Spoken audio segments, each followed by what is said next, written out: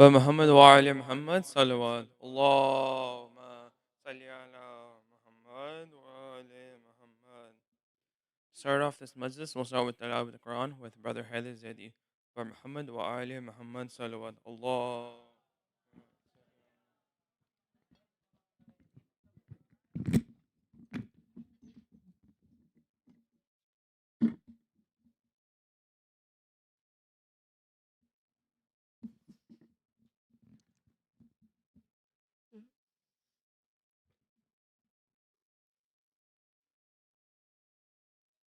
أعوذ بالله من الشيطان الرجيم. بسم الله الرحمن الرحيم.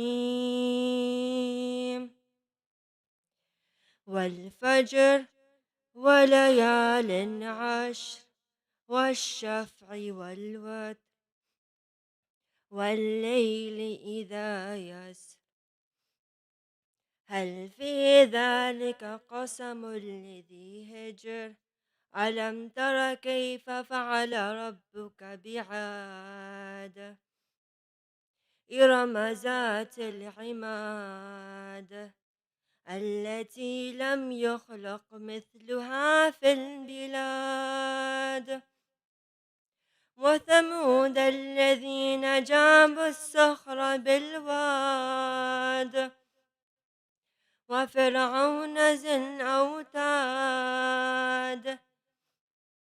الذين طغوا في البلاد فاكثروا فيها الفساد فصب عليهم ربك سوط عذاب إن ربك لبالمرصاد فأما الإنسان إذا ما ابتلاه ربه فأكرمه ونعمه فيقول ربي أكرمن وأما إذا ما ابتلاه فقدر عليه رزقه فيقول ربي أهانن كلا بل لا تكرمون اليتيم ولا تحاضون على طعام المسكين وتأكلون التراث أكلا لما وتحبون المال حبا جما كلا إذا دكت الأرض دكا دكا وجاء ربك والملك صفا صفا وجيء يومئذ بجهنم يومئذ يتذكر الإنسان وأنى له الذكرى يقول يا ليتني قدمت لحياتي فيومئذ لا يعذب عذابه أحد ولا يوثق وثاقه أحد يا أيتها النفس المطمئنة ارجعي إلى ربك راضية مرضية فادخلي في عبادي وادخلي جنتي صدق الله العلي العظيم.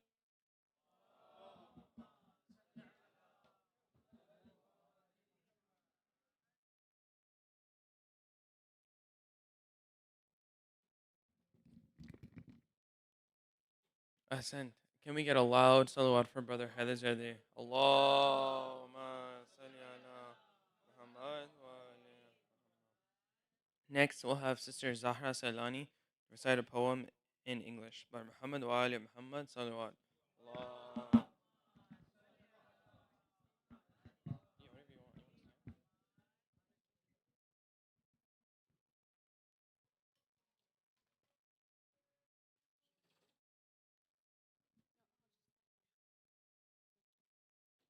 السلام عليكم. عظم الله أجورنا وأجوركم بمصايب أبا عبد الله. بسم الله الرحمن الرحيم. Why do I not behold you? Who are these blessed heads that are now crowned the waiting spears, their beauty still untouched by death? Who are these women, their garments trailing through a forest of lances, led away in chains? Who are these little ones, left beneath the thunder of galloping horses, and the very children of the chosen prophet once gathered into his embrace? Who are these noble souls? These noble souls who gave their lives that Muhammad's sacred path might endure, while the noonday sun blushed crimson with their blood, whose lips withered by thirst found no water but the lash of the whip, their lament the only voice left in them, whose blood runs upon the blades. And who it does it flow through my own eyes as tears, whose radiant faces lie upon the burning earth, while horses roam freely over the place where angels once descended, whose noble women wander the desolated plain as weary camels bear their farther from the land they love. Tell me, what sorrow could suppress this? Even the eloquent fail silent before its weight. My soul is a ransom for the ailing survivor whose patience carried the burden no heart could ever bear. What fear remains for us? What fear remains for us when they surrendered everything for this truth? How can I complain of thirst? How can I complain of thirst when the master of martyrs embraced it for the sake of God? What is my suffering besides theirs? What are my tears besides Karbala? If I live, let it be in remembrance. If I weep, let every tear be a witness. For every road still leads to Hussein, and every grieving heart still finds its home to Karbala. Salawat.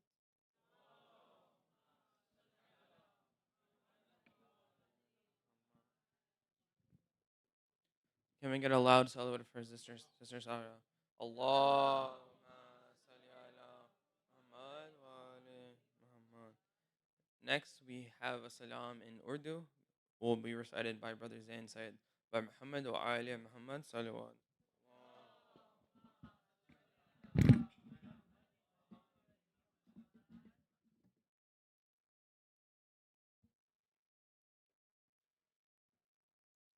The salam I'll be reciting captures the profound grief of Bibi Zainab on the night of Ashura as she stands amidst the burned tents, mourning her unburied brother Imam Hussein alayhi salam, the empty cradle of the infant Hazrat Ali Asghar, and the overwhelming tragedy that befell the Holy Family in Karbala. Where Muhammad wa ala Muhammad salawat.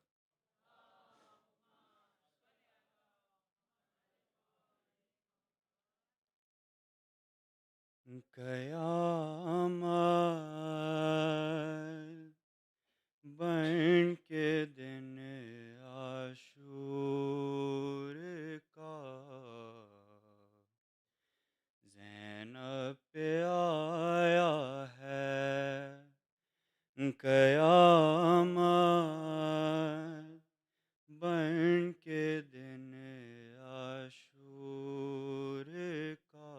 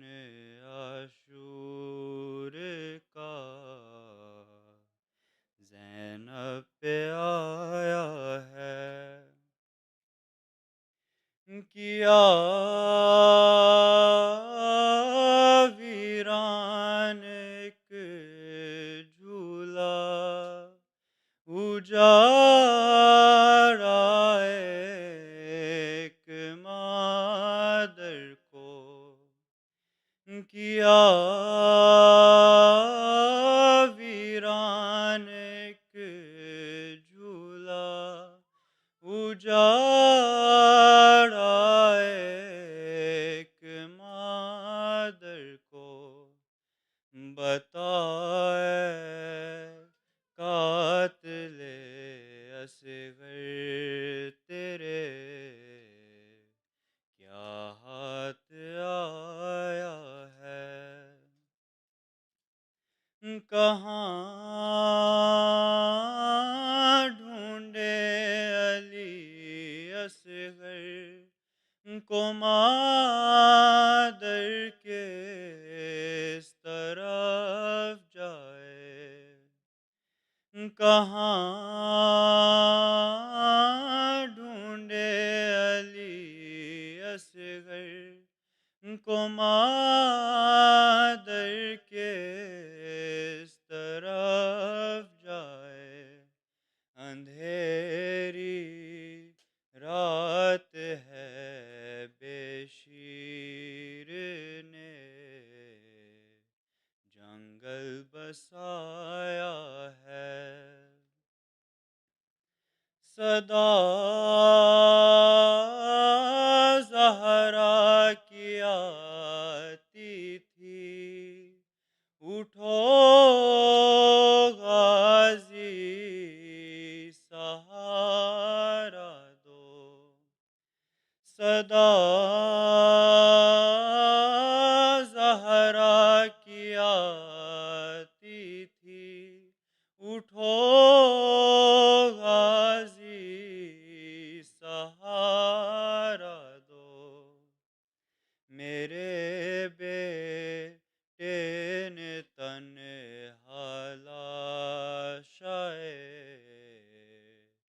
Akbar उठाया है वतन से बेवतन जिस भाई की खातिर हुई ज़ैनब वतन से बेवतन जिस भाई की खातिर हुई ज़ैनब कज़ा ने बेकफन उस भाई का लाशा दिखाया है कयामत बन के दिन आशूर का ज़ैनब पे आया है सवाल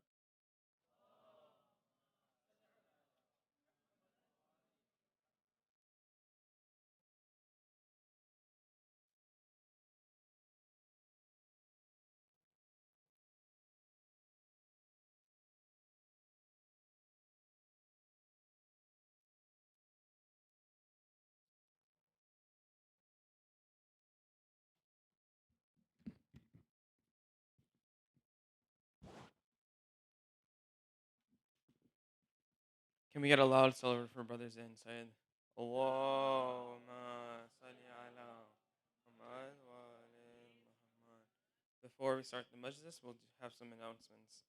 There's a donation table set up in the back with a QR code. Please participate in your part to these majlis. Additionally, please keep the drinks and food to a minimum, and please clean up after yourselves. And as much as you can, please move up and fill up the empty seats to ensure those coming later can join us without any issues and without any disturbances. Without further ado, I will invite Dr. Shibri Kamani to begin Majlis, the second Majlis of Arbaeen by Muhammad wa ali Muhammad salawat. Allah.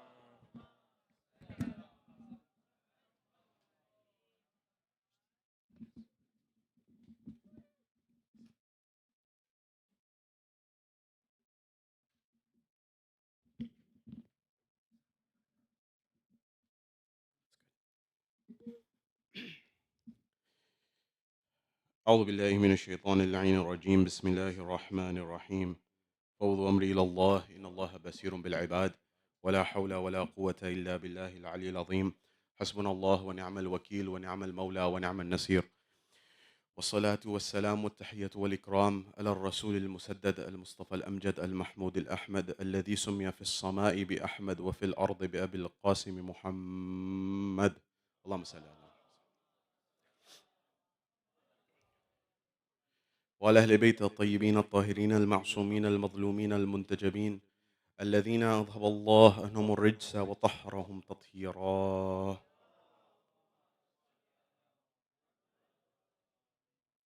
وقل رب اشرح لي صدري ويسر لي أمري واحلل عقدة من لساني يفقه قولي.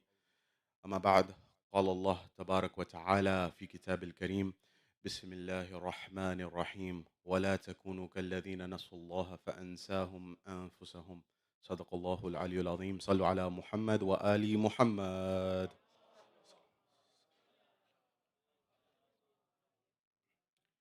My respected elders, brothers and sisters in Islam Iman here in New York or across the globe, wherever you are hearing my voice, Salamun alaikum jami'an wa rahmatullahi wa barakatuh. Question: when am I at my best? When are you at your best? We began our conversation in these Majlis of Arbaeen last night on the journey, and the takeaway from last night was the idea of attending the gatherings, observing the teachings of the Quran and the Ahlul Bayt, and asking a series of questions. How do these point and direct us back to Allah subhanahu wa ta'ala? And ultimately, how do I observe the rose or the mirror of Allah subhanahu wa ta'ala? And how is it that I investigate and I get closer to Allah and the goals of life, that is to get closer to Allah and go towards Kamal, to be my best self and you to be your best selves? And then to look at and ask the third question, which Mullah Sadra teaches us, is how did this interaction change you and I? How did it change me? How did the attendance in the Majlis change me? How did the attendance in the gathering change me? Not only that, how did every moment of my life change me? When I wake up in the morning, when I go to sleep at night, when everything in between, when I'm walking down the street in Queens, in New York, every moment I'm being created. In fact, you'll find that we sometimes think that we are a finished book, when in reality we haven't even started to write the first page. And this is where Islam tells us to grab our lives by the collar, so to speak, and actually live it. Be it. Be that change which you wish to be. So now I want to lay out, last time we discussed this, the main crux of last night's conversation was, who am I? And who am I has many dimensions, but from the Quranic dimension, one answer to this is, you and I are agents of Allah on earth.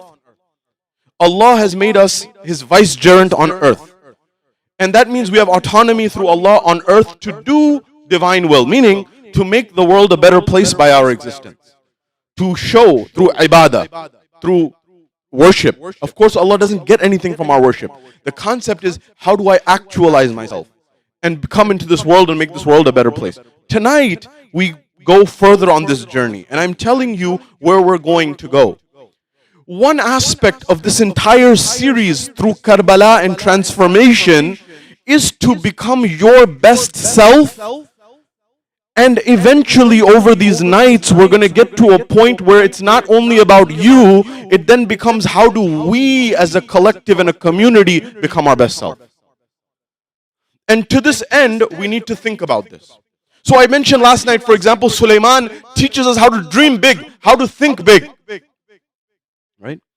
Rabbi habli mulkan la yanbaghi ahadan min ba'di. He says, God, Ya Allah, give me a kingdom which no one after me will ever have. So one aspect is vision. You have to lift up your vision. You have to look further. You have to look higher. You have to look much beyond what you think is possible. Right now, for some of you, making $1 million seems impossible. Sulaiman would look at you and say, you're dreaming too small. You should be thinking about how you're going to make 100 other millionaires, for example. How are you going to make another 300 millionaires, for example? How are you going to make the world a better place? The question of our world that the question asks is, should there be billionaires in our world? It's a good question that's going on right now in New York. Should there be trillionaires in the world? Islam and the Quran would come forward and perhaps say something. What do you think? Do you think that we should have billionaires or trillionaires? Islam would perhaps invite us to ask the question, well, it depends on what kind of billionaires and trillionaires are they. Are they like Sulaiman or are they like Qarun? Are they like Musa or are they like Fir'aun? If you have people who are like Sulaiman and Musa and they're billionaires and trillionaires, Islam may not have a problem with that. But if you use that wealth to become Qarun, as the Quran says, then that's a problem. So when you look at this, you realize those things, the material realm is just a means to an end. It's not the end all be all goal. So now comes the question, when are you at your best? When am I at my best? And how can we exist in this world? Allah uses a term in the Quran that I want you to remember. It's Shakila. Shakila is a set of gifts that Allah has given that is unique to you. People may have similar gifts, but there's a unique set that Allah subhanahu wa ta'ala has given each person. And that unique, much like a fingerprint, in the sense that Allah subhanahu wa ta'ala has given this to you, and other people, somebody may have the ability to be intelligent, some people have the ability to speak, some people have the ability to be creative, some people are doers. Whatever it may be, Allah has combined a certain set of gifts, of abilities within you that's unique to you. And there may be people who have similar things, but exactly the same, may be a bit different. So, Shakila is the Quranic term that Allah has said about that unique set of gifts that Allah has given to you. Now, how do you and I actualize that? How do we materialize that? How do we become that in our world? That's a key point of what we're going to be discussing tonight. The first principle that I want us to build on is looking and understanding the world around us. In order to be able to build a world that we want for ourselves and our next generations, we have to first understand the world we exist in. So I mentioned to you the other night, and I'm going to be using it the next few nights, the PIB model, the participation, importance, belonging model. You remember that? Okay. So the example in very simple words is of the PIB model is the grandfather or the grandmother, that first generation, they are people who believe, they participate, have importance of the religion and the faith, whether it's Jewish, Christian, Muslim. They attend gatherings, they participate. They believe in the importance and they identify with the identity, which is the sense of belonging. Then comes the next generation. So grandparents, after that, parents come. And the parents now, they are getting a little diluted. So they are still holding the identity, the B, the belonging. They're still holding the importance, but participation is beginning to decline. Participation saying, it's a long day. I don't know if I can make it. I don't know if I have time. This speaker, man, he goes on for way too long. I don't have time for this guy. All of these things get filled into this bubble. Now, then there comes the children generation. The children generation, they are now getting even more diluted. So they have belonging. They say, okay, I'm Shia, I'm Muslim, Shia Muslim. But participation declined, importance has declined. Yeah, I don't need to necessarily come here. By the way, why people are not coming is a different issue, and that should be fixed also. It doesn't mean that just because however programs are going, they should continue to go. No. We should also work on making our programs more useful, valuable, and helpful to people in their lives. Absolutely. So then comes that layer. Then comes after the children comes the grandchildren. And when the grandchildren come around, the grandchildren are like, belonging, no identity. Importance, not very important for me. And also participation is gone down the drain. Now, here's the key point that I want to tell you. This is something like a doctor identifying the symptoms, but it doesn't have to be causal. Remember, correlation is not causation in science. You know this, right?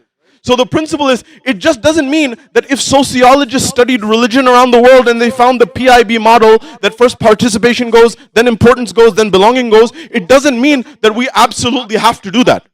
The same way that if you go to the doctor and the doctor says, look, hold on a second. You're smoking, you're not exercising, you're not walking, you're not taking care of your sugar intake. If you continue on this trajectory, this is most likely what's going to happen. Now the doctor, nobody can say the doctor made you like that. Nobody can say the doctor made you get sick or get the heart attack or whatever happens, God forbid. But the idea is the symptoms are dictating this is what may most probably happen. So what does that mean? That means when we notice these symptoms of PIB, we have a moment in our lives to change ourselves, to change things so it doesn't have to happen that way. Are you with me? It doesn't have to be that just because this is a symptom that's been found, There's many people, they used to maybe not have the best lifestyle habits. They changed their lifestyle habits and things changed. Similarly, in us as a community, it's not necessarily things have to go on in that way. First principle. Second principle for tonight. You have to understand the world in which we exist and what's happened. I want you to come on this journey with me. Imagine for a moment that you're on a stage, much like this stage, and there is a theater going on or a play going on. And the play has a backdrop, for example. Broadway, you must have heard of Broadway. It's not too far from here. It's been a long history of Broadway plays that people went to for entertainment. And so now there's these puppets, for example, on stage, and there's a background, and there's a backdrop. And let's say that's a forest, and maybe it's an ancient forest, and maybe it's an enchanted forest, and maybe it has a castle in the back, and all of these things, and you can fill in the details. And then there's these two characters who are on the stage, and these characters are dueling.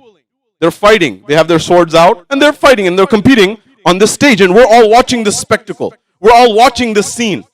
And imagine, as that's happening, as these two puppets are dueling on stage, at that same junction, in the middle of this story that is unfolding before our eyes, today it would maybe be the movies, but the stage example gives us even more clarity into the three dimensions of this.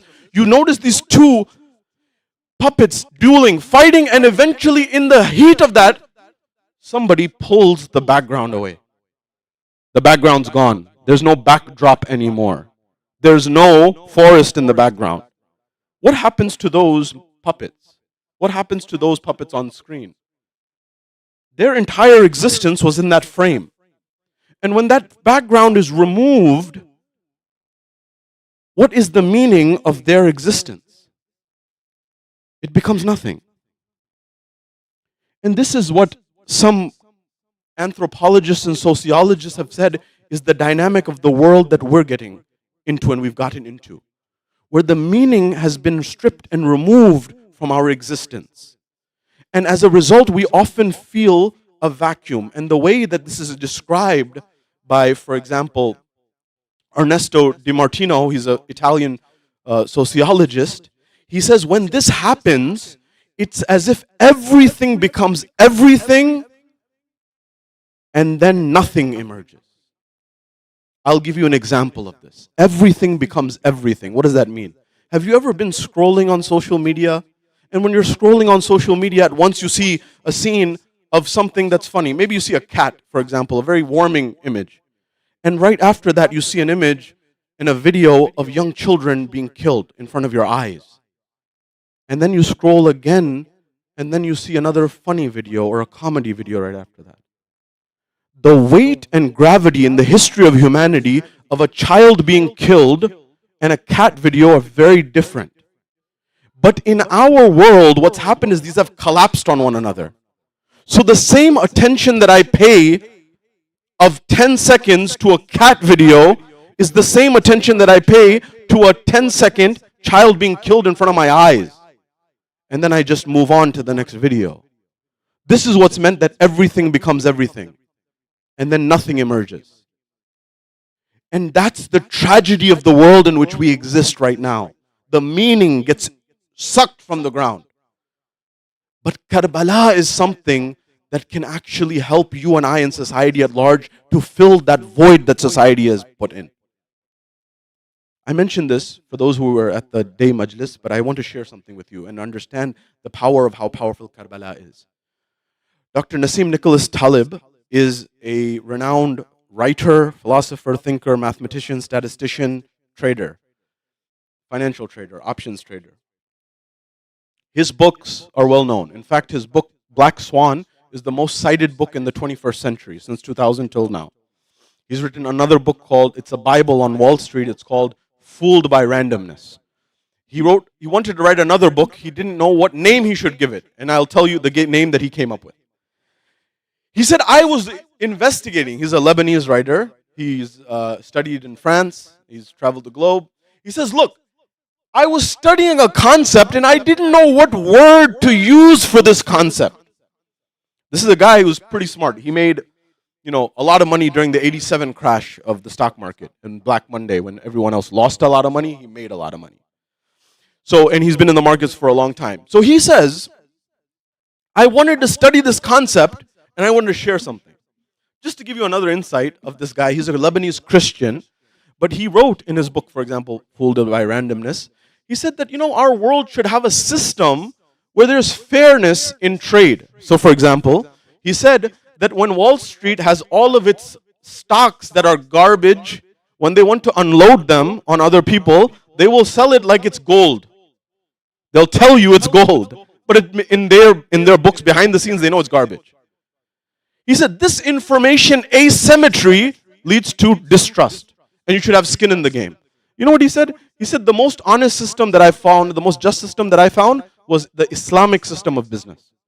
He said because Islam says between the buyer and the seller, there should not be information asymmetry. The information on both sides should be equal. We don't have a world like that right now. But you may be able to create that world where it's transparent. What's my margin? Things like that. By the way, some people have tried this, a transparent business model. Anyways, this same Nassim Nicholas Taleb said, he said, I wanted to figure out this concept and I didn't have a word for it in the English language, which was what? There's something that's called fragile when you're shipping something. Fragile, fragility. He says, fragility is when you apply pressure, something breaks. He said, I didn't find a word in the English language for something that is the opposite of fragile. What's the opposite of fragile? Durable. Durable, he said durable would be you apply pressure, it doesn't break. That's not the opposite of fragile. The opposite of fragile is you apply pressure, it gets stronger. He said, I didn't find any word in the English language for that. He created it, which was his book called Anti-Fragile. The more pressure you apply, the stronger it gets. There are not many things in life that are anti-fragile. One of the things in life that is anti-fragile is the love of Imam Hussein ibn Ali.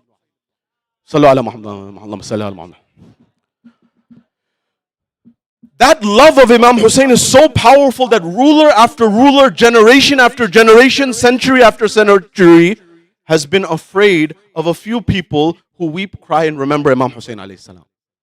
Why? Because there's two dimensions. As Dr. Ali Shariati says, there's red Shiaism and black Shiaism. Both are vital. Don't ever get caught in false dilemmas. If you study debate, you know false dilemma. False dilemma is you're either with us or against us. Any good debater knows, hold on, there's not just this or that. I can open a third door or a fourth door. I'm neither with you or against you. I'm Switzerland. I'm neutral. Similarly, when it comes to this dynamic, when it comes to this, it doesn't have to be this or that. You can have both. And the reality of this is you should have both. Dr. Ali Shariati, who studied at the Sorbonne, the University of Paris, he did his PhD in sociology there. He said, there's a form of Shiaism which is black in the sense that it mourns Imam Hussein alayhi salam. But it sometimes stops at the mourning. By the way, mourning has its benefits. And I mention this for those who may not have gotten it. Dr. Sayyid Hussein Nasr, the biggest authority on Islam in the West, Professor Emeritus at George Washington University. His son is Wali Nasr, who you must know. He said, the followers of Ahlul Bayt, the Shias, himself included, he says they should thank Imam Hussein alayhi salam if for nothing else. If for nothing else. There's much more, of course, but if nothing else, the hundreds of millions of dollars of therapy costs the Masaib and Musibah of Imam Hussein saves for our communities. There's a mother who's lost their child who doesn't know how, they don't have an avenue to vent. This becomes an avenue for them to vent. There's a father who's lost a child. There's a brother who's lost a sibling. There's so many tragedies that this becomes I'll give you a real example that I know.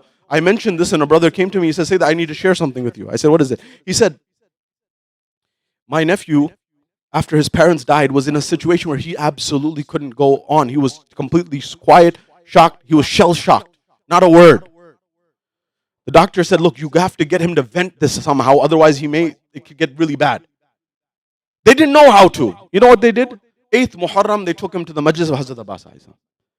And in the musibah, he was finally able to let out a tear, which became another tear, which became another, which allowed him to release the built-up sorrow that he had, that he could not vent out. So when I'm saying this, that black Shiaism, as it said, the idea of mourning is vital, but there's another part that's also vital, which is red Shiaism, which is the one that invites us to take that sorrow that we have and use it as a propeller into action to do something. That I don't stop there when I hear the sorrow of Imam Hussein. Because I hear of the thirst of Imam Hussein, I weep, and definitely I weep. But that weeping doesn't stop. It leads me to get up and say, I won't let anyone else go thirsty. Or if I see injustice in society, much like the dynamics of what I mentioned the other day, of business unfairness, of economic policies which are unfair, social policies which may be unfair, economic policies, all of these other things, I get up and do something about it. Sometimes as communities, we end up doing one or the other. We need to do both. It's just like the two engines of a plane taking us together. The motivation and inspiration and the why, and also the action that leads me to get up and do something about it. That's what's so powerful about this message of Karbala. So now, coming back to this, when are you your best? When am I my best? I want you to think about this. I've been lecturing for some years now. I was like 19 when I started. This is what, year 27 or what? Yeah, it's been a long time, to the point that I'm forgetting how to count. And what I'm telling you is, I've learned some things, and sometimes some people will tell you some things. I've noticed there's a reason I'm standing up here right now. Historically, I would sit down sometimes. And I found, and in speaking with close friends, my dynamics of how I speak when I'm sitting versus standing are very different. In fact, you'll find many of the Ahlul Bayt, they stood while they were speaking. They didn't sit. Mimbars, we see the steps and we think the steps are for sitting. But if you go to Turkey and other places where there are big congregations, people stand on the mimbar. Because, there's millions of people. Cairo and the likes. Anyways, I found that I do some of my best thinking. I'm giving you my example because it doesn't matter. I don't matter. What matters is I want you to think about when you are your best. Are you with me? So I think better when I'm moving. Arastu, used to teach his classes while he was walking. He wouldn't sit in a classroom and teach. He said, we are going to go and learn. We're going to walk while we're talking, and we're going to learn that way. And now we're finding out in studies how important movement is to actually put things together in your. In fact, I found that I think even better when I'm at the gym, and I think even better when I'm underwater swimming. Now, what is your state of thinking better? Very different. But I'm telling you to introspect and understand, when are you your best in life? Didn't the Prophet say you should know these things, right? The Prophet said, make sure you teach your children archery, horse riding, and swimming. And those are things that are not often mentioned from our mimbar, in our discussions.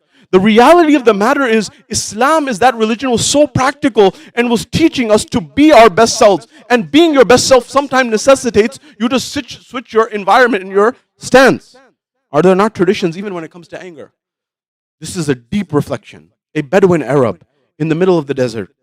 He was someone who the Prophet met once and only once. And he knew he would only meet him once. He was someone who was a desert dweller from the village. He wasn't someone who lived in the city like Makkah or Medina. And he met the Prophet at a time where he knew he would only meet him once. Only meet him once. And so this man met him and he said, "Oh Prophet, tell me, Ya Rasulullah, tell me, what is the essence of Iman? What's the heart of Iman? What's the spirit of Iman?" Now the Prophet has a saying, and you know the Ahlul Bayt tells, "Kallimu an-nas ala qadri uqulihim." Speak to people on their levels. So if they met a professor, they would speak to the professor on their level. If they met somebody who was, who was a child, they would speak on the child's level. They would speak to their audience. They knew their audience. So now, the Prophet knows this. The companions know this. This person is probably first time and last time you'll see the Prophet. What can he tell him that's on his level and also something that can get him to the essence of faith? For us, it may be a book to answer this question. How do you get to the essence of Iman? And the Prophet looked down and he looked back at him and he said, "Control your anger."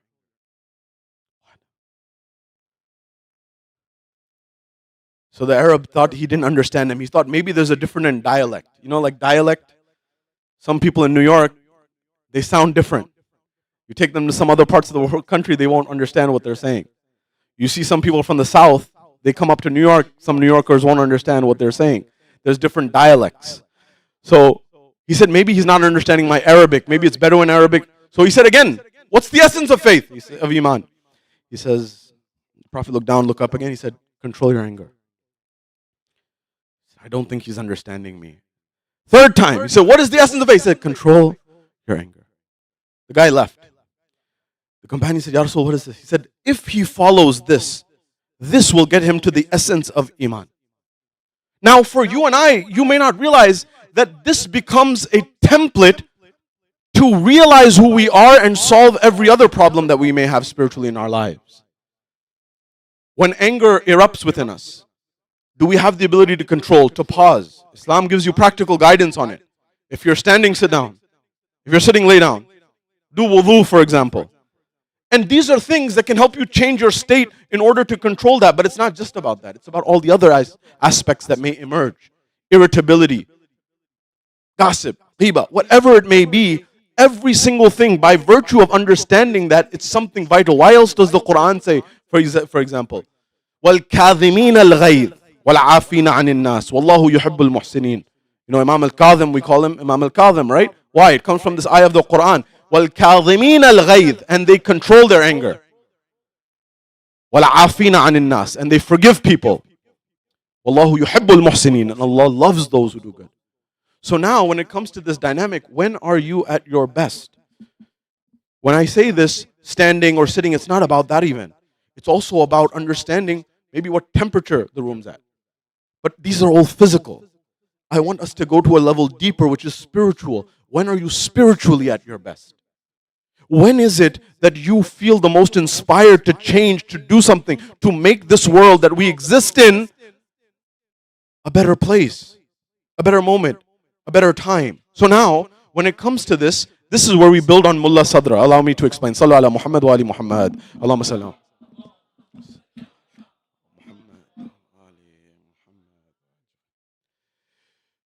So now, how do you actually build up this persona and become this best version of yourself? So there's several ways, but some reflections to consider for us to go on this path to build ourselves. So there's a poet who explains this, and he says there's a secret. Now, this individual is very interesting for several reasons. And he's known in the Indian subcontinent and in the Persian framework. You must have known his name, Allama Iqbal, or Iqbal Lahori, depending on where. In Iran, he's known as Iqbal Lahori, as well as in other places, he's known as Allama Iqbal. He says, Khudi ka sirr neha la ilaha illallah. So now, where does this concept of Khudi, which I touched on last night, but I'm building on now. He took from the ayah that I recited at the beginning. وَلَا تَكُونُوا كَالَّذِينَ نَسُوا اللَّهَ فَأَنْسَاهُمْ أَنفُسَهُم. Surah Hashar. Do not be like those who forgot Allah and Allah made them forget themselves. And I told you the hadith from, and the tradition from the second Imam, from Imam Hassan, where he said, if you become subservient to Allah subhanahu wa ta'ala, man abad Allah, abad Allah kulla shay. If you become subservient to Allah, Allah will make everything subservient to you. If you put these two together, you get a very clear conclusion, which is exactly what Iqbal did. Iqbal said, I read this ayah of the Quran, وَلَا تَكُونُوا كَالَّذِينَ نَسُوا اللَّهَ فَأَنْسَاهُمْ أَنفُسَهُم. Do not be like those who forgot Allah and Allah made them forget themselves. And I inverted it. I put it on its head. And I said that if the ayah says that don't be like those who forgot Allah and Allah made them forget themselves, well, Imam Hassan, what he said is the inversion, which is remember Allah and Allah will make you remember what benefits you. So now comes the other aspect of this. So remembering Allah subhanahu wa ta'ala is our vital goal in life.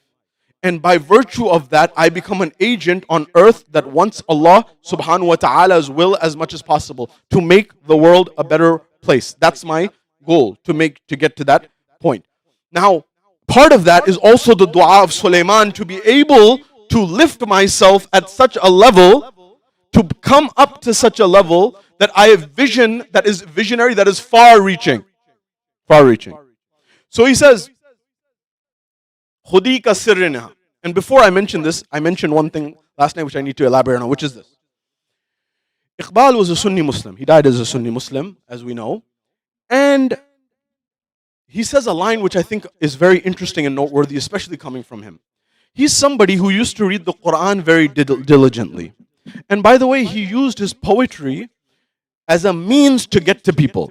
He knew that he was a philosopher. He studied at LMU, which is the main university in Germany, 100 years ago. And when he studied there, he knew as a philosopher, people generally don't read. So he said, how can I get my language, how can I get my thoughts to people? So he said, He knows in the Indian subcontinent people read poetry. In Iran and Persia and India and Pakistan, they read poetry, or they at least have a tradition of that. So he used poetry in order to get his ideas across. Are you with me? So now, he would read the Quran very diligently, to the point that he said that, Ya Rasulullah, he said, Rasulullah, if anything in my poetry is against the Quran and your tradition on Yawm al-Qiyamah, don't do shifa'ah for me.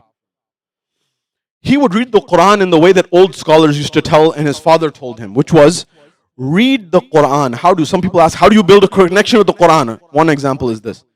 You read the Quran as if it is being revealed on you the way it was being revealed on Rasulullah. So you don't think this is a book from 1400 years ago. No, this is a living book that the current is still coming at that junction. The electricity is still coming at that junction. And I feel the same way Rasulullah, there were marks of perspiration when the ayat would come. You could physically see signs on Rasulullah that wahi had come on him. Are you with me? The Quran says in the same ayah of surah, in the same chapter of Surah Hashr, لو أنزلنا هذا القرآن على جبل لرأيته خاشعا متصدقا من خشية الله. If we revealed this Quran on a mountain, you would see the mountain crumble. We may not have understood this a long time ago, but today we should understand it. Uranium. 2 grams of uranium can power your house for a year. 1 fist size amount of uranium can power your house for your life. This is one element that Allah has made, and it has that much power, potential power embedded in it. You don't think you have power? You have tremendous power. It's often not actualized. As Amir al-Mu'mineen says, دواؤك منك وما تبصر ودعوك فيك وما تشعر أنت الكتاب المبين الذي أمر. He says that you think that you're small. He says that disease is within you, the cure is within you. You think you're something small, there's a universe within you, insan. So when it's coming to this dynamic, we should be aware of how much energy, potential energy Allah has given us. So now comes this dynamic of what he said. What he said was, Iqbal, after reading the Quran and everything, he came to a conclusion, which I want us to never forget. He's saying this as a Sunni Muslim. He said, after reading the Quran, he said a line in his Farsi divan. He said, Ramz Quran as Husayn aw Mukhtam. I understood the secret of the Quran from Husayn ibn Ali. If you want to know the Quran actualized, if you want to see the Quran personified in action, it is Husayn ibn Ali. This is Iqbal saying this, right? Number 1. Number 2, he says a line which is interesting. He says, Khudi ka sirre neha la ilaha illallah. The secret, the embedded secret of actualizing your best self, your khudi, or the inversion of the ayah of the Quran. Don't forget Allah, and Allah will, for those who forget Allah, Allah will make them forget themselves. The inversion of it, to become your best self, to remember Allah. That inversion, the secret to understanding that concept of being your best self, to acknowledging and becoming your khudi, is what? To be able to say La ilaha illallah. La ilaha illallah is very powerful. But the reality of the matter is, we sometimes have to understand it in a way. Tawheed hasn't been taught to us the right way. You know, for example, we have memorized the Usuluddin, like Tawheed, Adalat, Nabuwat, Imamat, Qayamat. You wake me up in the middle of the night, I'll tell you, but what it truly means at its depth, sometimes we haven't been taught or discussed it. And it's a very powerful concept which can emancipate us, free us from the forms of slavery that we are in today, or we may be in the future. So now, what happens? He says, Khudi ka sirre neha la ilaha illallah. Aur ye daur apne Ibrahim ki talash mein hai. Ibrahim, what did he do? He destroyed the idols, right? And he put the axe on the neck of the big idol. And he said, they said, who destroyed our idols? And he said, ask the big one if he can answer you.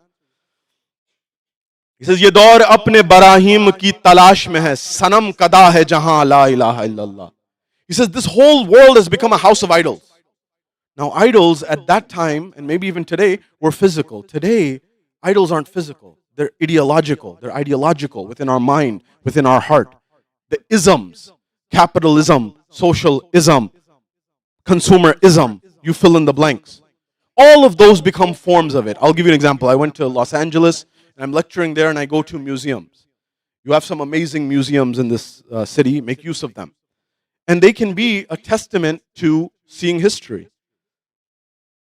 You know the alams here are beautiful. You have even more beautiful alams in MoMA, in the Met, the Metropolitan Museum of Art here. That are 400 years old, that are magnificent. And the reality of the matter is sometimes these don't go appreciated. But I will mention you one thing. When we look at this, I went to the museum in Los Angeles and I was in the section on contemporary art, modern art. And art is supposed to be that vehicle which removes rust from the soul, from the heart.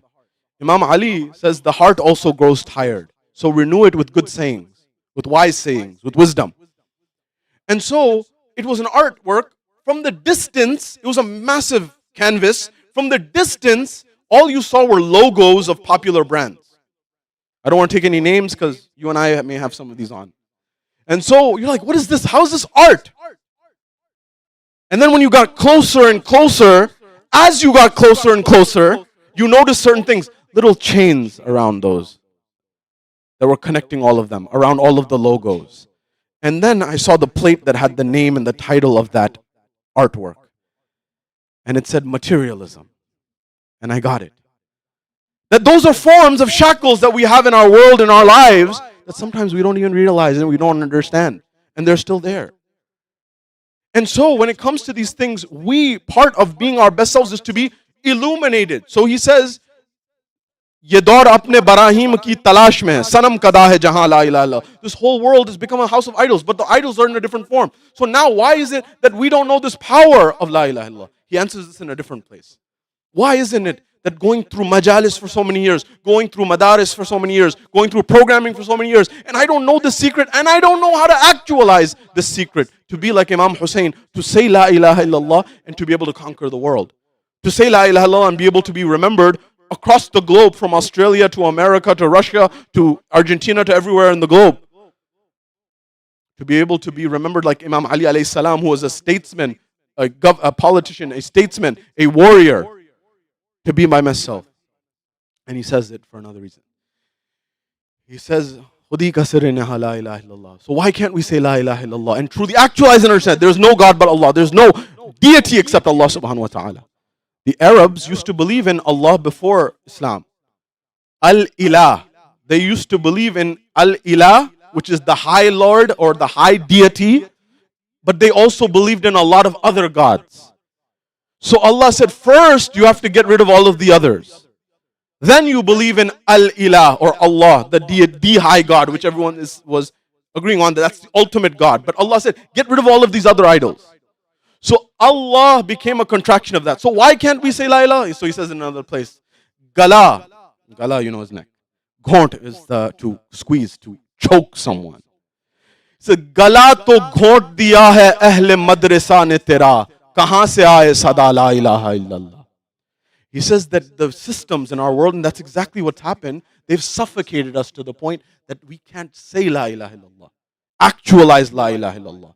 Not because of any reason. Sometimes we are in a slumber, as the Ahlul Bayt tell us, an-nasu niyam. Mankind, people are asleep. When they die, they wake up. So Allah in Islam is telling you, wake up while you are alive. Do something, become something, change something. So how do you do that? One way is you recalibrate why you're doing whatever you're doing in life, whether it's studying, whether it's education, whether it's pursuing a business, whether it's X, Y, and Z, and you do it first for Allah subhanahu wa ta'ala. Why am I doing what I'm doing? Why am I getting up in the morning? Why am I working for what I'm doing? What's my purpose? It's towards Allah subhanahu wa ta'ala, number one. That will give you the courage, the ability, the audacity, the strength to be able to persevere in difficulty. Number two, that should be aligned with understanding also how did the Ahlul Bayt live? How did the Imams live? How did they teach? I mentioned for those who are in the afternoon majlis, there's aspects of Imam Ali alayhi salam's life that we don't discuss. 25 years we say he wasn't doing anything. No, he was working on the Quran, number one. Number two, he was also doing tremendous economic development. We have so many traditions on this which often aren't discussed.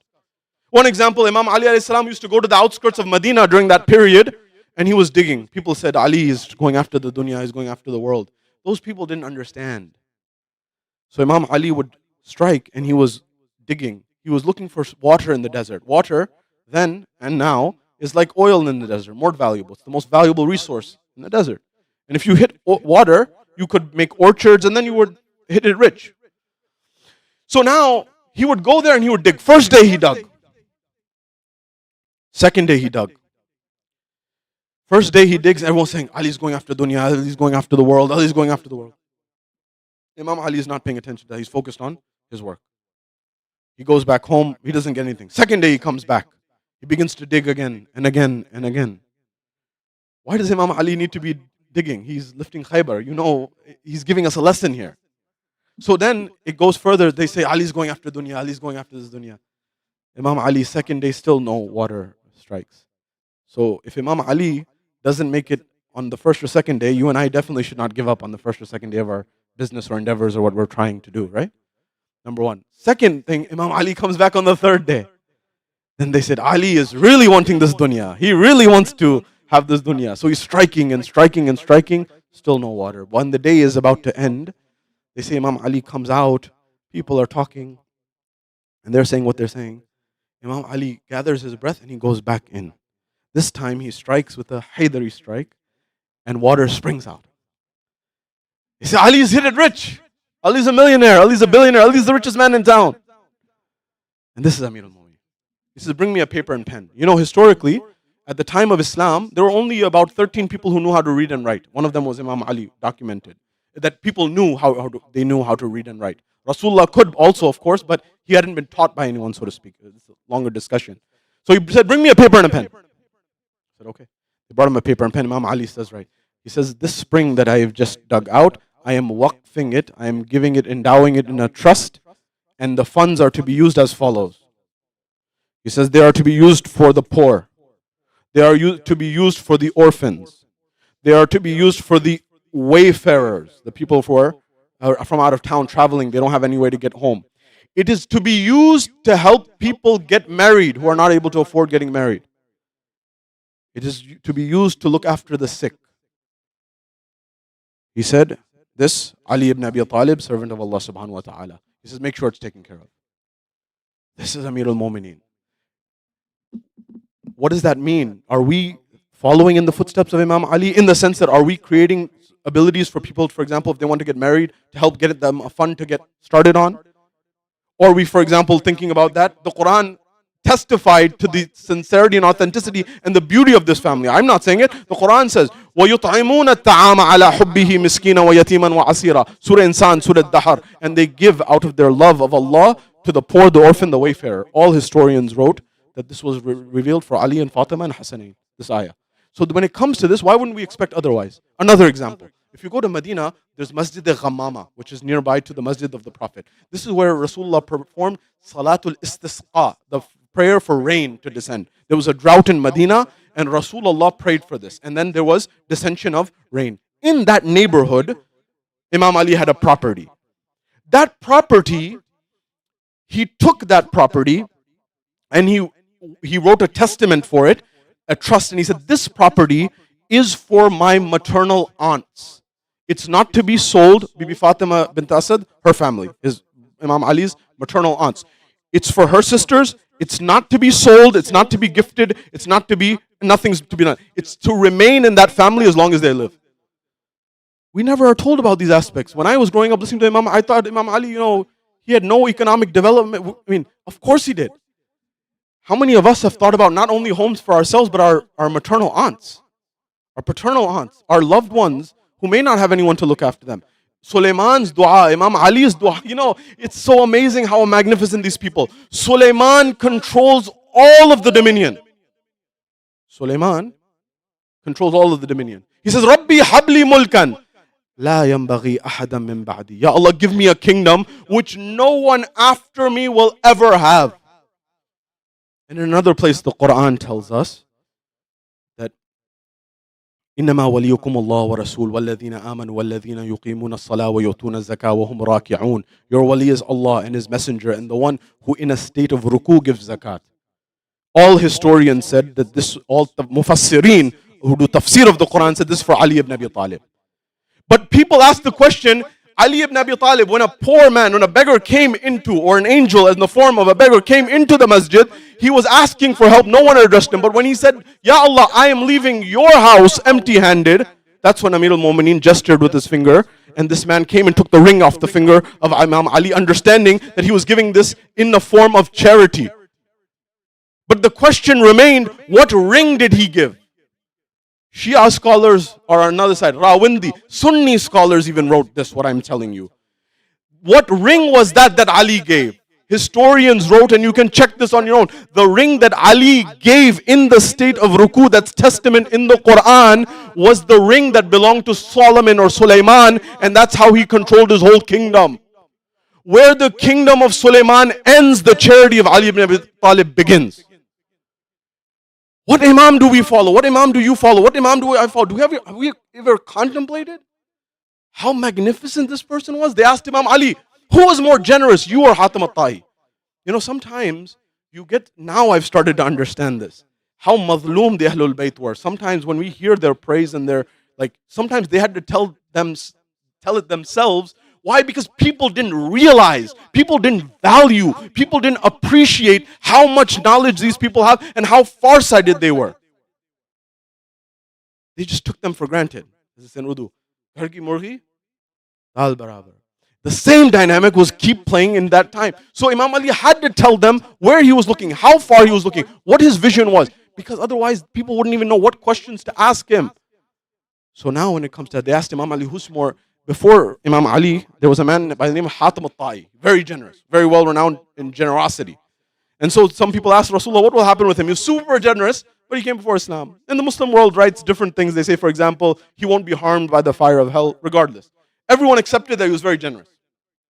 They said, Ya Ali, who's more generous, you or Hatim? He said, now Imam Ali, of course, he's trying to lay the foundation for us to understand. They said, okay, tell me about Hatim's generosity. They say Hatim had 40 doors to his house, 40 gates to his house, entrances, massive palace. He says, so one person would come from one door and they would ask for some charity from Hatim. And Hatim would give them. He said, then Hatim himself would say, go to the other door, I'll give you more. So this same person would go to the second door, ask for more, Hatim would give. He said, go to the next door. 1, 2, 3. He would eventually go through all 40 doors, and eventually he would give him through all 40 doors. Imam Ali says, I'm more generous. He said, why? He said, I would give him so much in the first door that he would never need to go to the second door. The principle of this is, people in our world will give someone a fish. Imam Ali would teach them how to fish. Are you with me? They asked Imam a proof of this. Imam As-Sadiq, they asked the Imam As-Sadiq used to talk about many different topics. He would talk about business, economics, poetry, in different subjects. Of course, the skies, the heavens, the earth, all of these things. So one day somebody, they didn't know, so they said, oh Imam Jafar As-Sadiq, you're doing this in order to make worldly money. You're teaching people in order to make worldly money. I mean, it happened then, it happens now. People don't know where to begin. They just start allegation. They heard allegations. Now, look at how the Imam can answer this. He could say, look, no, I'm not doing it for this reason, for that reason, for X, Y, and Z. Look at what the Imam said. The tradition says the sixth Imam said, you're saying I'm doing this for money? He said, yes. You're teaching people for this. The Imam had a satellite university in Kufa, and in Medina his university was famous. He's not getting any income out of this. They had a different form of income, which was those gardens that Imam Ali and then Imam Hassan built on. They had 7 gardens in the family that generationally were passed down. Part of that was fadak. They used that income to employ people and to fund projects. So they had other forms of income. But here's what Imam Sadiq said. He says, if you claim that I'm doing this for money, very well. But if I was actually doing it and I wanted someone to get money, I would tell them the following. What would you tell them, Ya Ibn Rasulullah? He said, I would tell them, go to this city, go to this market, buy this commodity, and go into this city and this place and sell that commodity. And I would tell him to go here and buy this commodity and go and sell it there. He said, essentially in our words, you would teach him how to be a commodities trader, figure out where to go. He said, I would tell them step by step how to make money, the knowledge of making money. Why wouldn't I tell them? Where were they thinking? Where were they looking? How far were they? And so when I'm thinking about this, I'm thinking about you right now. Some people, Islamically, there's a whole bab in Usul al-Kafi. Usul al-Kafi is one of our most authentic books of tradition by Sheikh Yaqub al-Kulaini. And look, in that book, he says there's a whole discussion on economics. Now, if you have a problem with this, take it up with the Imams. Don't take it up with me. But there's traditions that they asked, that say very clearly there are 10 parts of rizq, 10 parts of sustenance, 9 of them are in tijara. One of them is not. I mean, I think we can see this pretty clear today in our world, right? Half of the stock market is owned by 1% of the population. You guys know this? And so, that's the reality of the world that we live in. Another example, they came to the sixth Imam and said, Yabna Rasulillah. Our Shia are becoming employed. They're working for other people. Should they continue to do that? The Imam said, look, if they don't have a choice, they don't have a choice. But tell them, anyone, this is where if you have a problem taking up with the Imam, it's above my pay grade. He says, anyone who works for someone, they limit their income. Whether you like it or not, that's what ends up happening. And so the Imam said, tell them to do business is better. Tijara, it's better for them. Now, this is where sometimes culture is not a problem, but when culture overtakes the religion, that's a problem. So sometimes our culture is beta bhuke mar jaoge. You're going to just die hungry. You can't do business. That's not going to happen. So get the safest, highest paying job.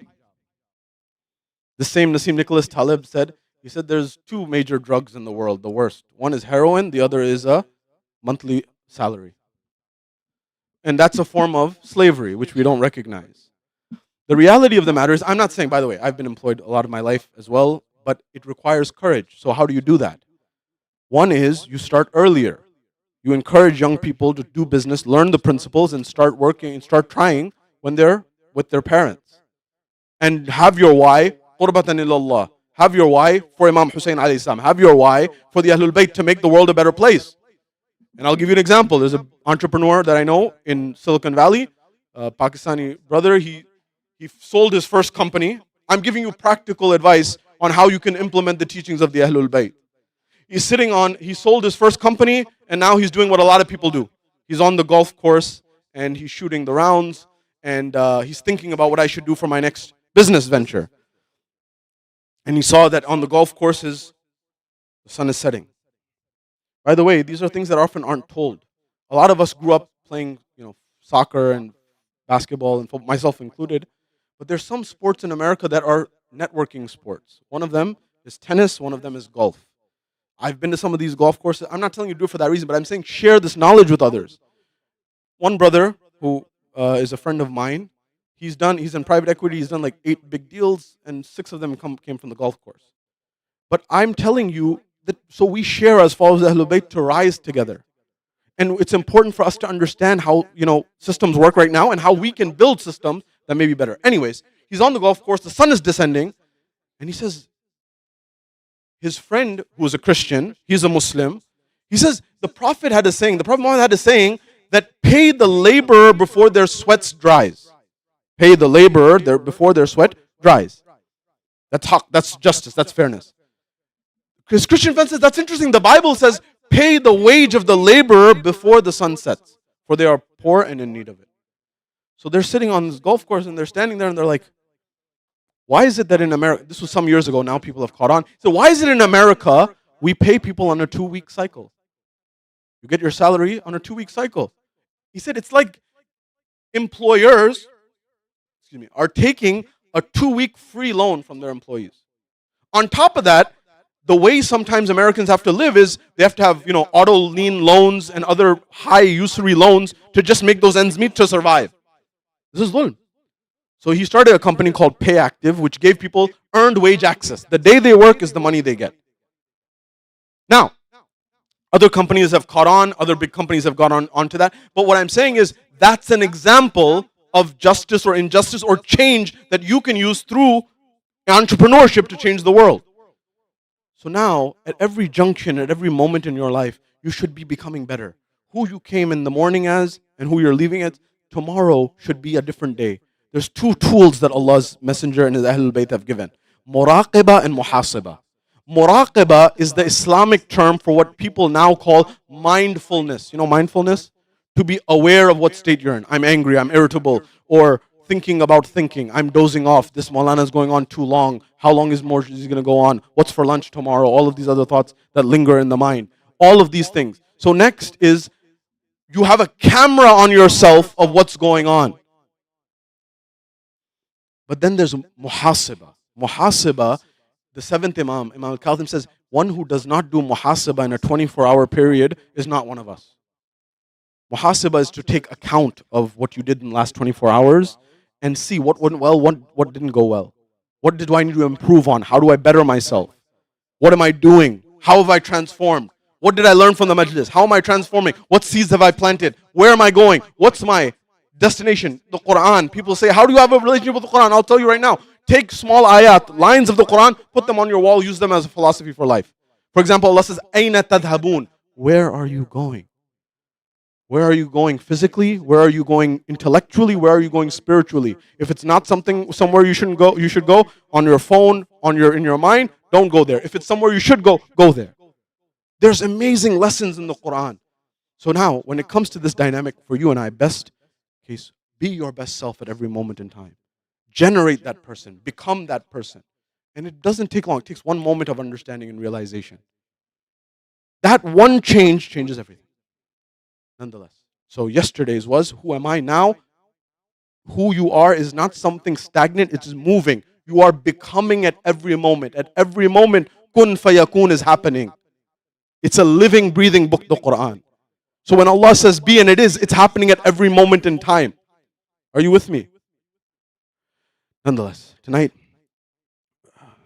we take our hearts and our minds to the teaching of Imam Hussein. Imam Hussein brings all of these pieces of the puzzle together and shows us how to become free, how to become people of generosity, people of goodness, people of compassion, people of kindness, people of, you fill in the blank.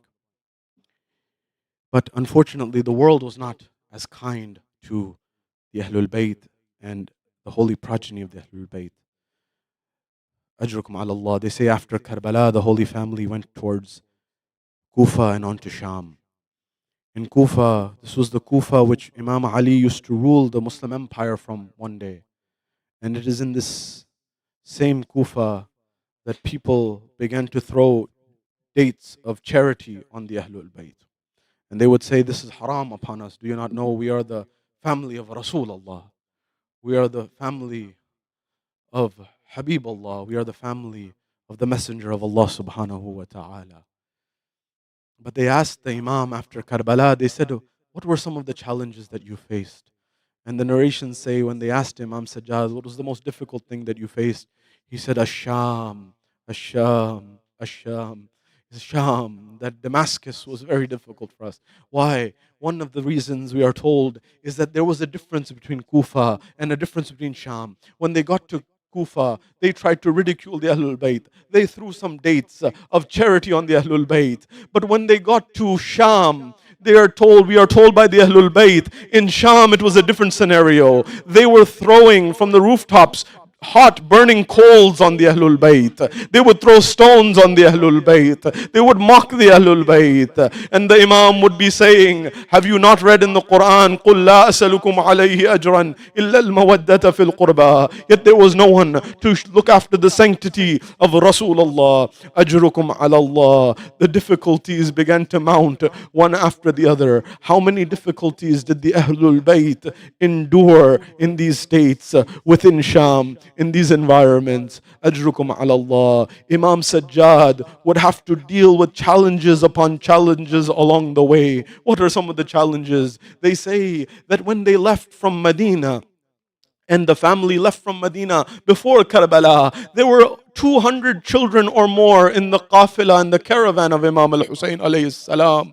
But when they went to Karbala and on to Kufa and Sham, and when they returned back to Medina, there was but a handful of children. But 4, 5 or 6, Allah knows the number. What would happen to all of these children who left from Medina? And so many of them did not return. They say that when they were taking them from Karbala to Kufa and Sham, they put them on the camels without without saddles. They tied the mothers. Their hands were behind their heads. And these children, they had no way to be seated on these camels. And some of them would slip and fall towards the ground. And when they would fall towards the ground, the qafila or the caravan wouldn't stop. The mothers were in a desperate situation where they would just call out into the distance and they would pray to Allah subhanahu wa ta'ala and they would say, Ya Allah, protect my child. Their names are left in the pages of history. They are left into the desert. Allah knows what happened. But there came one moment when eventually this qafila, one child was separated and this qafila had to stop. When was it? They say that when this qafila, one child was separated from this qafila and the head of Imam al-Hussein on the spear itself stopped and it would not move forward. They say Shimr came forward and he said, Oh Zain al-Abidin, oh Ali ibn al-Hussein, tell your father and make this head on the spear of your father through i'jaz, through mu'jiza, tell him to make it move. Otherwise, I will torment you. The Imam saw this situation, what had happened.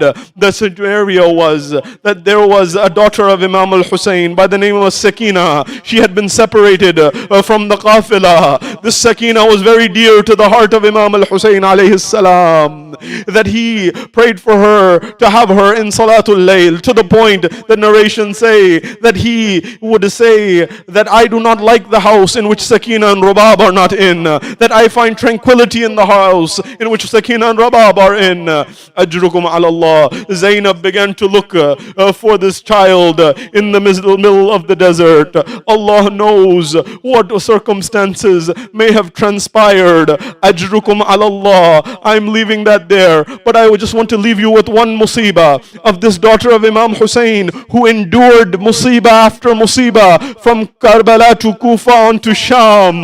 They say that on the night of Sham-e Ghariban, after the massacre of Imam al-Hussein alayhi salam, a moment emerged where eventually in the middle of the night some water may have come to the tents of Imam al-Hussein alayhi salam. The narrations say that when this happened, Bibi Zainab began to distribute some water to the children. They say a little bit of water came and Bibi Zainab gives it to Sakina. Sakina says, my aunt Zainab, why did you give me this water? She says, my dear child, I gave you this water because you are the youngest and the youngest drink first. Ajrugum ala Allah. The narrations say Bibi Sakina ran towards the battlefield. She ran towards the Maqtal. Zainab said, my child, where are you going? She said, my aunt Zainab, you said it yourself. The youngest get water first. My 6-month-old brother Ali Asghar, he didn't get any water. I'm going to give him water. Ajrukum ala Allah. There's one final narration that I have heard from the ulama of Iraq that breaks the heart. What happened? They say in this same scenario, Bibi Zainab got the water. She distributed amongst the children. And when she distributed amongst the children, she gave it to Bibi Sakina. Bibi Zainab gave it to Bibi Sakina. And she said, my aunt Zainab, why do you give me this water first? And she says, my dear child, I gave you this water first because you are the most thirsty. The narrations say, according to this, that Bibi Sakina ran into the Maqtal, but she went into a different direction. Bibi Zainab said, where are you going, my child? Where are you going in this night? Bibi Sakina was running and she got to one body that did not have a head, and she said a line that destroys the heart. She said, Baba, I brought you water. I finally got water to give you. You were so thirsty. على لعنة الله على القوم الظالمين وسيعلم الذين ظلموا أي منقلب ينقلبون إنا لله وإنا إليه راجعون صلى الله عليك يا رسول الله صلى الله عليك يا أمير المؤمنين صلى الله عليك يا فاطمة الزهراء سيدة النساء العالمين صلى الله عليك يا حسن المجتبى السلام على الحسين وعلى علي بن الحسين وعلى أولاد الحسين وعلى أصحاب الحسين. معتم يا حسين يا حسين حسين حسين.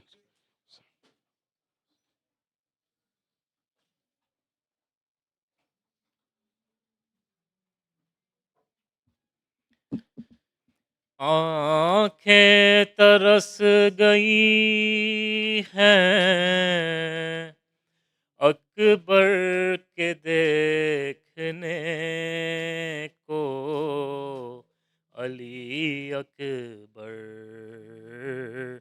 Ali Akbar, Ali Akbar, Ali Akbar, Ali Akbar, Ali Akbar. Together. Ali Akbar, Ali Akbar, Ali Akbar, Ali Akbar. आंखें तरस गई हैं अकबर के देखने को, अली अकबर, अली अकबर, अली अकबर, अली अकबर.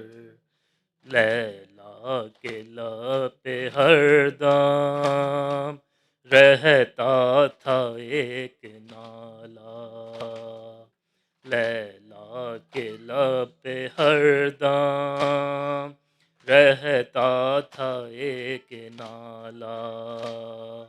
वो था तो उसके दम से घर में था एक उजाला, आंखें तरस गई हैं अकबर के देखने को, अली अकबर,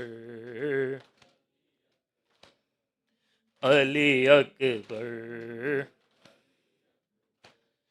अट जाएंगे वो गेसू सब खाक में लहू में, हट जाएंगे वो गेसू सब खाक में लहू में.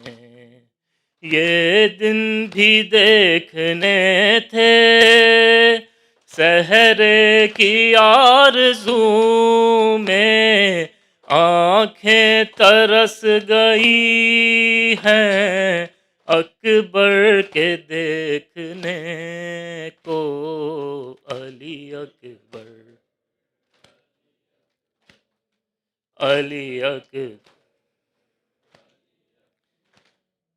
फिर ईद आई सबने पहने नए लिबादे, फिर ईद आई सबने पहने नए लिबादे.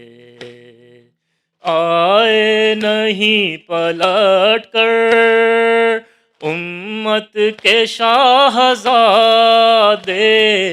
आंखें तरस गई हैं अकबर के देखने को, अली अकबर, अली अकबर, अली अकबर. खुर्शीद सा वो चेहरा रंगत में था सुनहरा, खुर्शीद सा वो चेहरा रंगत में था सुनहरा. पलकों की चिलमनों पर था अबरुओं का चेहरा, आंखें तरस गई हैं अकबर के देखने को, अली अकबर, अली अकबर, अली अकबर, अली अकबर. अल्लाहुम्मा सल्ली अला मोहम्मद.